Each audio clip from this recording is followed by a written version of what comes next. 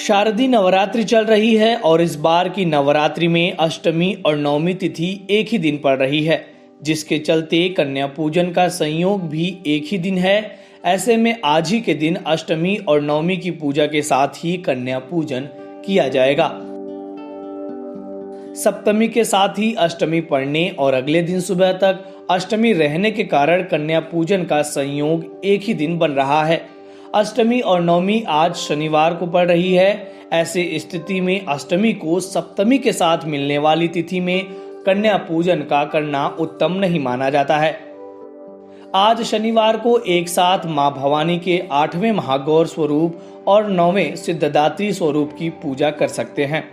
ज्योतिषाचार्य के मुताबिक अष्टमी और नवमी एक तारीख पर मिल रही होती है, तो नवमी तिथि पर ही अष्टमी का कन्या पूजन श्रेष्ठ बताया गया है। इस बार 8 दिनों में 9 नवरात्र पड़े हैं, इस वजह से ये स्थिति बन रही है। इस वीडियो के जरिए हम आपको बताएंगे कि कन्या पूजन करते समय किन बातों का ध्यान रखना चाहिए और क्या है पूजा विधि। कन्याओं के साथ एक बालक को भी भोजन करवाना आवश्यक होता है, क्योंकि उन्हें बटुक भैरव का प्रतीक माना जाता है। मां के साथ भैरव की पूजा आवश्यक मानी जाती है। सिर्फ 2 वर्ष से लेकर 10 वर्ष की आयु तक कन्याओं का कंजक पूजन करना चाहिए।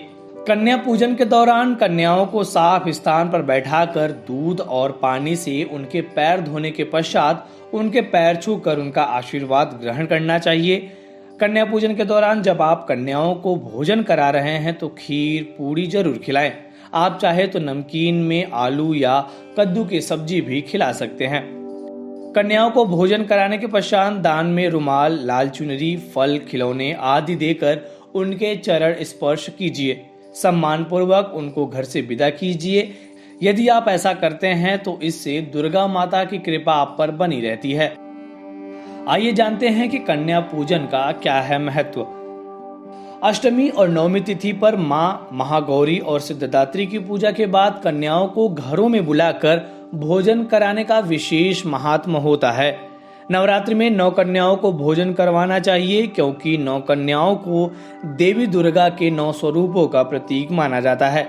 कन्याओं के साथ एक बालक को भोजन करवाना पड़ता है, जिन्हें बटुक भैरव का प्रतीक माना जाता है। मां के साथ भैरव की पूजा जरूरी मानी गई है।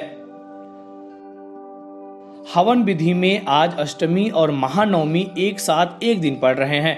अष्टमी और नवमी की पूजा के पश्चात आप हवन कुंड को एक साफ स्थान पर स्थापित कर दें। हवन सामग्री को एक बड़े पात्र में मिलाकर रख लें। इसके बाद आम की लकड़ी और कपूर हवन कुंड में रखें और आग प्रज्वलित कर दें।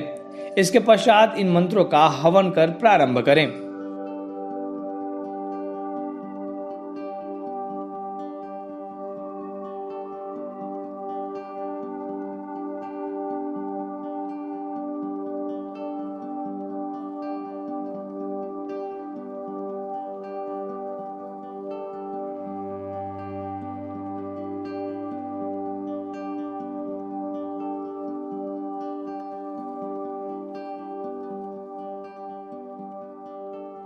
इस वीडियो में फिलहाल इतना ही।